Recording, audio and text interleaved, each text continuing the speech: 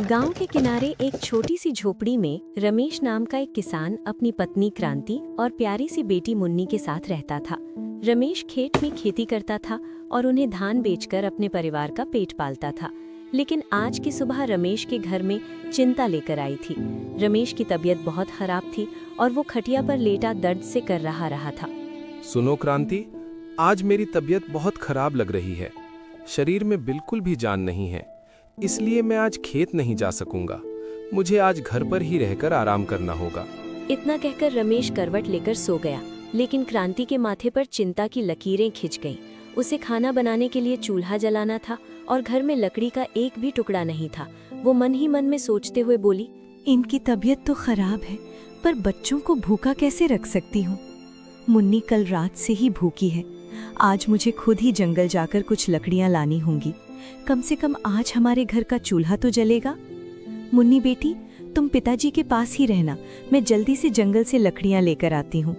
जी माँ, ठीक है, आप जल्दी आना। क्रांति अपने घर से तेजी से निकली और घने जंगल की ओर चल पड़ी। जंगल में कुछ दूर चलने पर ही उसे अपने गांव के काका हरी मिल गए, जो जड़ी बूटियां ढूंढने आए थे।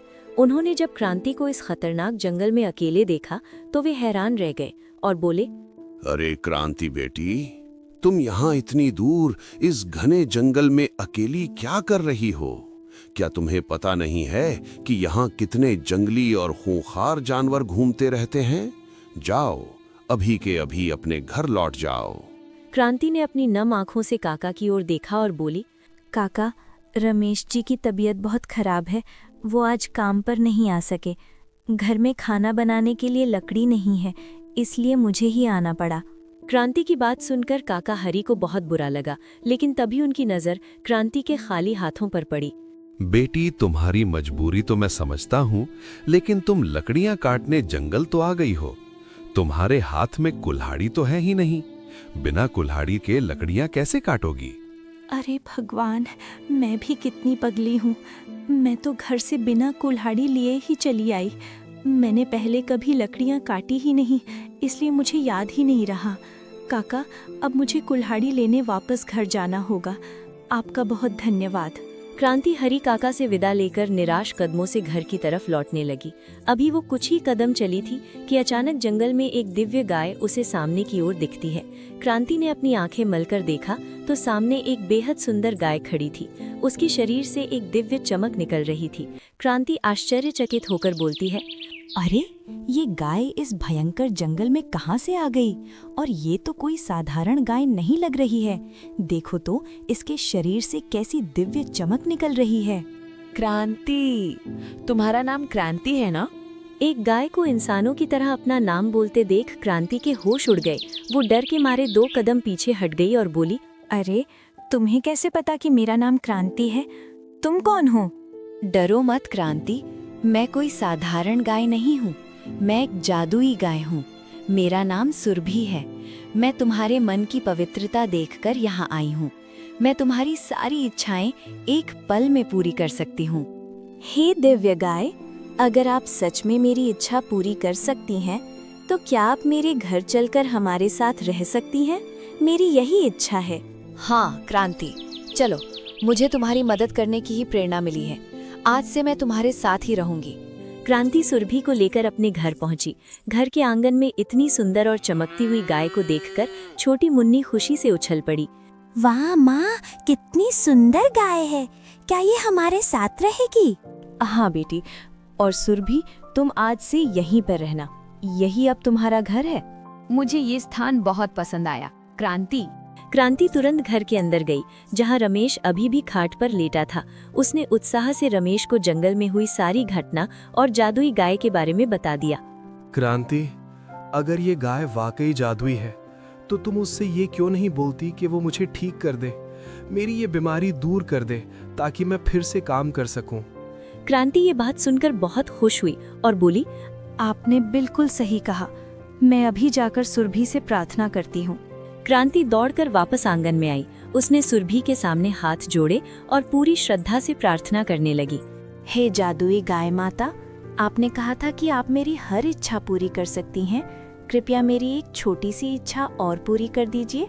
तुम जल्दी बताओ, तुम्हारी क्या इच्छा है क्रांति? लेकिन याद रहे, मेरी एक शर्त है। मैं केवल वही इच्छा पूरी कर सकती हूँ जो धर्म के अनुकूल होगी, जो किसी के भले के लिए होगी। धर्म के विरुद्ध में कोई काम नहीं करती। माता, मेरी इच्छा पूर्ण रूप से धर्म के अनुकूल है। मेरे पति बहुत दिनों से बीमार अवस्था में हैं। वो दर्द से तड़प रहे हैं। मेरी यही इच्छा है कि आप उन्हें पूरी तरह से ठीक कर दें। तुम्हारी ये इच्छा धर्म के अनुकूल है।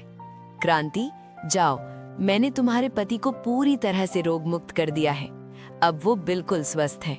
क्रांति खुशी से भर उठी और दौड़कर घर के अंदर गई। अंदर जाते ही वो खुशी से रो पड़ी। उसने देखा कि उसका पति रमेश, जो कुछ देर पहले खटिया से उठ भी नहीं पा रहा था, वो आराम से खपिया के पास खड़ा हुआ था और उसके चेहरे पर एक नई चमक थी। हे भगवान, ये तो सच में चमत्कार हो गया। ये सब उस दिव्य गाय माता का ही आशीर्वाद है। स्वामी, हमें इसी समय बाहर जाकर सुरभि माता का धन्यवाद करना चाहिए। दोनों पति पत्नी तुरंत घर के बाहर आए और सुरभि के सामने नतमस्तक हो गए। हे दिव्य गाय माता, आपका कोटि कोटि धन्यवाद। आज आपकी वजह से मेरे पति बिल्कुल ठीक हैं। आपने हमारा घर उजड़ने से बचा लिया। हाँ माता, ये वाकई एक चमत्कार है।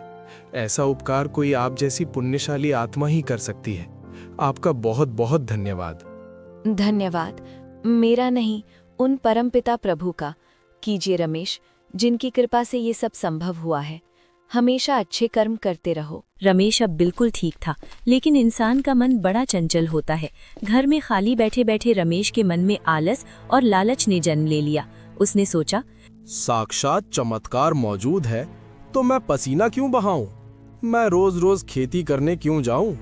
क्यों ना गाय से कोई ऐसा वरदान मांग लूं जिससे हमारी गरीबी हमेशा के लिए दूर हो जाए और मुझे काम ही ना करना पड़े। रमेश तुरंत घर के बाहर सुरभि के पास गया और बोले, हे गा माता, आप तो देख ही रही हैं कि हमारी क्या स्थिति है। हमारे घर में ठीक से चूल्हा भी नहीं जलता और खाने को अनाज भी नहीं रहता। आप तो दिव्य हैं, कृपया हमारी ये दरिद्रता हमेशा के लिए दूर कर दीजिए। सुनो रमेश, मैं तुम्हारी दरिद्रता दूर कर सकती हूँ। मैं तुम्हें ये दिव्य मटका प्रदान करती हूँ। इसमें से तुम जब चाहो, जितनी चाहो धन की पोटलियाँ निकाल सकोगे। सुरभि ने संकल्प किया और एक बेहद खूबसूरत नक्काशीदार मटका रमेश के सामने प्रकट हो गया। लेकिन मेरी एक बात ध्यान से सुनना, मैं तुम्हें सावधान कर रही हूँ। इस धन का उपयोग केवल अपनी जरूरतों, अच्छे कार्यों और दान पुण्य के लिए करना। कभी लोभी मत होना और ना ही इस धन का अभिमान करना। जिस दिन तुम्हारे अंदर लालच आ गया, ये मटका अपना चमत्कार खो देगा। मैं बिल्कुल भी लोभ नहीं करूंगा माता। मैं सिर्फ अपने खाने पीने और जरूरतमंद चीजों के लिए ही इसका उपयोग करूंगा। आपका बहुत धन्यवाद। रमेश ने उस दिव्य मटके को लिया और खुशी से झूमता हुआ घर के अंदर आ गया। उसने तुरंत अपनी पत्नी और बेटी को आवाज दी, क्रांति, मुन्नी, जल्दी आओ। देखो, गाय माता ने हमें क्या दिया है। ये एक दिव्य मटका है। हम इसमें से जितने चाहें उतने सोने के सिक्के और धन की पोटलियां निकाल सकते हैं। रमेश ने मटके के अंदर हाथ डाला और सोने के सिक्कों से भरी एक पोटली बाहर निकाल ली। ये देखकर क्रांति और मुन्नी की आंखें फटी की फटी रह गई। क्या सच में ये मटका जितना चाहे उतना धन दे सकता है? हे गाय माता, आपकी कृपा अपरंपार है। हम हमेशा आपके आभारी रहेंगे और आपके बताए मार्ग पर ही चलेंगे। दिन बीते, रातें बीती। दिव्य मटके से निकले धन ने रमेश के रहन सहन को पूरी तरह बदल दिया। लेकिन उस धन के साथ ही रमेश के मन में अहंकार ने भी अपना घर बना लिया। अचानक उनके दरवाजे पर एक गरीब आदमी आया और बोला, कोई है? बाबूजी, मेरी मदद करो। मैं कई दिनों से भूखा हूँ। भगवान के नाम पर मुझे कुछ खाने को दे दो। मुझ पर दया करो। रमेश, जो अब अहंकार सिर लेकर बैठा था, वो अचानक गुस्सा होकर बाहर आया और बोला, कौन है बे तू? कहाँ से आ गया मेरे घर के सामने गंदगी फैलाने? भाग यहाँ से। यहाँ कोई लंगर नहीं चल रहा है। मेरे पास तेरे जैसों के लिए कुछ नहीं है। निकल यहाँ से। रमेश ने दीनू को तुरंत वहां से भगा दिया। आंगन में खड़ी सुरभि ये सब देख रही थी। वो मन ही मन अत्यंत दुखी होकर बोली, जिस बात का डर था वही हुआ। रमेश को अब अपने धन का घमंड हो गया है। उसने एक भूखे को अपने दरवाजे से भगा दिया। अब इसका अहंकार भी नष्ट होगा और वो दिव्य मटका भी। रमेश गुस्से में बड़बड़ाता हुआ वापस कमरे में गया। उसका मन अब पूरी तरह से लालच के नियंत्रण में था। वो मटके के सामने बैठ गया। ये मटका हर रोज मुझे थोड़ा थोड़ा धन देता है। इसके अंदर तो अथाह खजाना भरा होगा। अगर मैं इसे फोड़ दूं तो सारा का सारा धन एक साथ बाहर आ जाएगा।